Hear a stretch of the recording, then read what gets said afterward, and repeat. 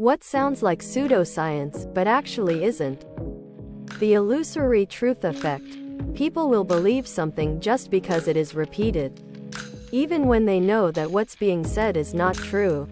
When an amputee is experiencing phantom limb pains, massaging their stump and then the space where the limb was actually does help reduce the pains.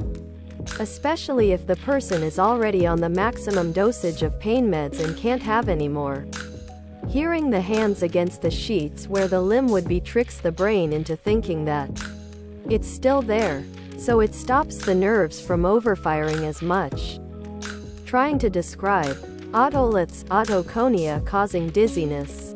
https www.hopkinsmedicine.org/health/conditions-and-diseases/benign-paroxysmal-vertigo-BPPV. Quickly, in layman's terms, sounds a lot like quackery. Especially when you start talking about the treatment being an all-natural set of exercises that will help you realign your inner crystals and regain balance. Red heads need more anesthesia than non-red heads. Not sure if this fits the bill, but it's always been fascinating to me. The effect on your dopamine receptors from fantasizing, imagining things. I forget the exact term. As it turns out, you can achieve a pretty high dopamine response from fantasizing, imagining, talking about goals, which can provide your brain with enough happy chemicals to actually hinder your drive to go and achieve those things for real. This sounds like bullshit, but it's true. You absorb more nutrients from cooked eggs than you do from raw eggs. People don't believe it because cooking eggs actually does reduce the amount of nutrients. But cooking them changes the protein structures and makes it easier for your body to actually absorb them. It's called protein denaturation, and it increases the bioavailability of the proteins. Bioavailability describes what is actually available for your body to digest and absorb.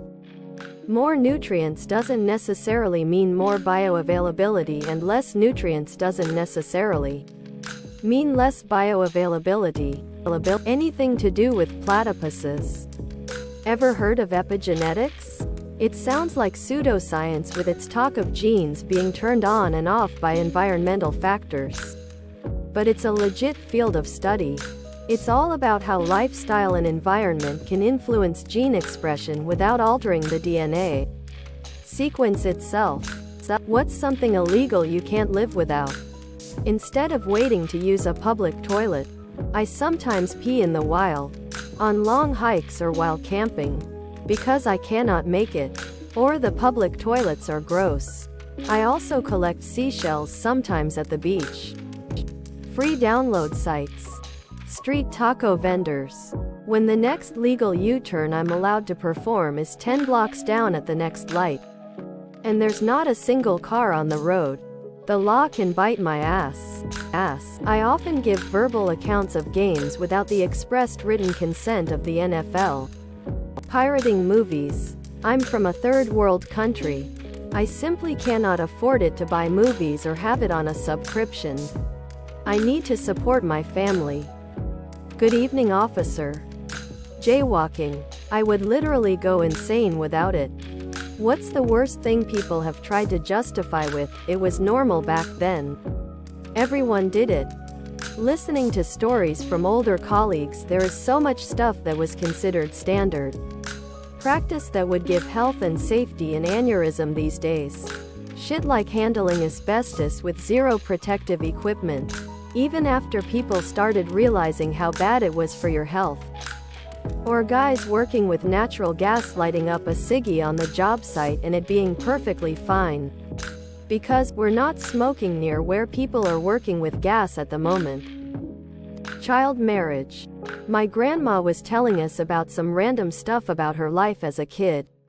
The usual. And then she dropped that her neighbor would give her a quarter to see her underwear when she was like 5 to 6.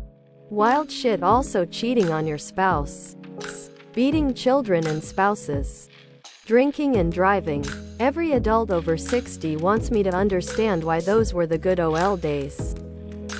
When I was starting out, our bosses abused us 10 times as badly as what you get pampered with. You don't know how good you got it. Hitting children. Beating up children badly. I take care of a 95-year-old woman with dementia who had a black lab as a child. The dog's name was Angier. She sometimes talks about her dog and calls it by name. And everyone reacts how you'd expect. And she always says, he needed a name. A dog needs a name. Not sure if it quite fits this thread, but I was reminded of it, so I shared. If you could answer the question, how are you? Unfiltered, what would you say? Say, everything hurts and I'm running out of the mental energy to function.